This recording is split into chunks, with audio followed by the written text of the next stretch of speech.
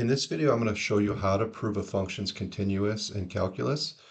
And we're going to start out with understanding the rules of continuity. So to prove a function's continuous in calculus, what we want to show is that first off, if the point we're trying to prove is a, we want to first show that f of a is defined or exists. Okay, that's the first rule of continuity. The second is we want to show the limit of f of x as x approaches a exists. And then what we want to do is we want to show that f of a equals that limit, the limit of f of x as x approaches a. So if we can do these three steps, first show the point exists, second show the limit exists, and third show that the limit equals the point value, then we've proven that it's continuous. Okay, so let's look at letter H. Is f of x continuous at x equal -3? All right, so we want the limit of f of x as x approaches -3. So if we look at this at -3, the left-hand limit, so approaching -3 from the left, is equal to -2, and -3 from the right is 5. So that means that this limit does not exist. There is a jump. So this does not exist.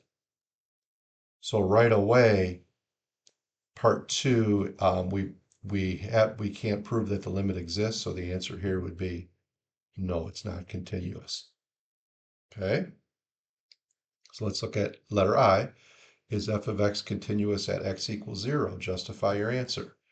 All right, so does the limit exist, limit of f of x, as x approaches 0? So we're going to check the left-hand limit.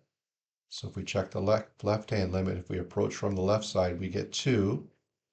If we approach from the right side, we also get 2. So the limit does exist, it equals 2. Does the point exist? So does f of 0 exist? And the answer is yes, f of 0 is equal to 2. Now, does the point equal the limit value? All right, so step 3, you have to show that these two are equal to each other. In this case here, they are equal to each other. So this would be yes, it is continuous at x equals 0. Letter J, is f of x continuous at x equals 4? Justify your answer. All right, so let's do the limit. The limit of f of x as x approaches 4. We take the left-hand limit, and we get 2. The right-hand limit equals 2, even though the point doesn't exist there. The limit still does exist, and it equals 2. Does the point exist? So does f of 4 exist? And the answer is yes, it does, but its answer is -1. -2 is not equal to -1. So that breaks rule 3, f of a is equal to the limit of f of x as x approaches a, so this is no. All right, so those are 3 problems proving continuity. All right, so let's do an IVT problem. Does f of x equal 3 on the closed interval 0 to 2? Justify your answer using the intermediate value theorem, IVT. So we want to use IVT to prove that a point exists. Okay, we would use MVT to prove that a derivative exists, but IVT is to prove just a value exists. So in this case here, in order to use IVT, it has to be continuous on the interval 0 to 2. So if I look at my graph here, I can see that there's no holes or breaks in the graph from 0 to 2. And then what I want to check is I want to check f of 0, the endpoints. So f of 0 equals 2. And I want to check f of 2.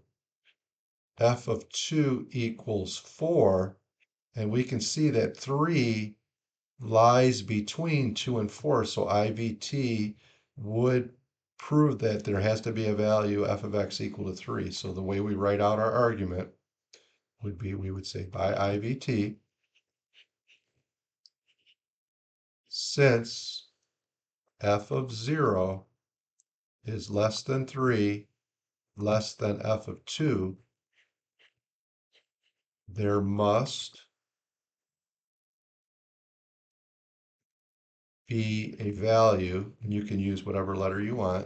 I'm going to use value c on the interval. We want to use our interval 0 to 2 with parentheses. Must be such that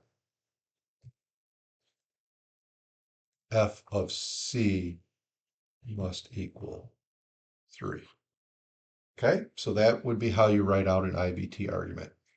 All right, I hope this video was helpful to you. I went over how to prove continuity at a point, and then we finished it up with an IVT problem. All right, thanks for watching. Please like and subscribe.